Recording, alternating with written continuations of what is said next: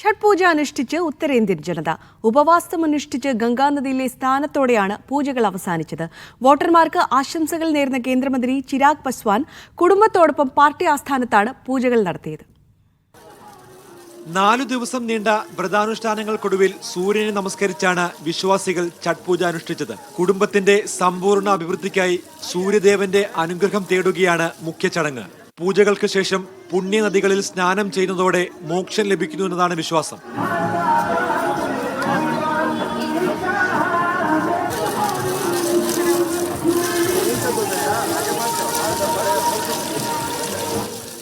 अब सूर्य भगवान से हम प्रार्थना भी करते हैं कि हर साल की तरह हमेशा यहाँ भीड़ बढ़ते जाता है। अब बहुत सुविधा होता है महिलाओं के लिए, छठ व्रत जो भी करते हैं सबके लिए बहुत सुविधा होता है. കേന്ദ്രമന്ത്രി ചിരാഗ് പസ്വാൻ കുടുംബത്തോടൊപ്പം പാർട്ടി ആസ്ഥാനത്ത് പൂജകൾ നടത്തി.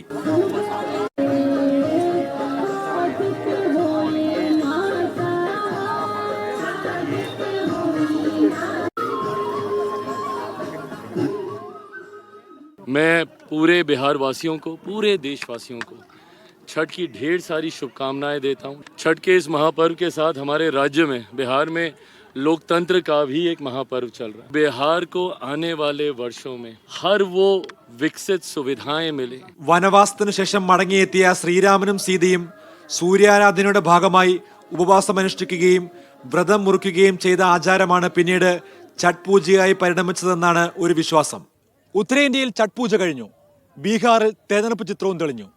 ഇനിയുള്ള ദിവസം ദേശീയ നേതാക്കളെ രംഗത്തിറക്കി തെരഞ്ഞെടുപ്പ് കളം പിടിക്കാൻ ഒരുങ്ങുകയാണ് ഇരു മുന്നണികളും. ബീഹാർ ഗംഗാഘാട്ടിൽ നിന്നും ഇമ്രാൻ അൻസാരിക്കൊപ്പം സജു തോമസ്, മീഡിയ 1.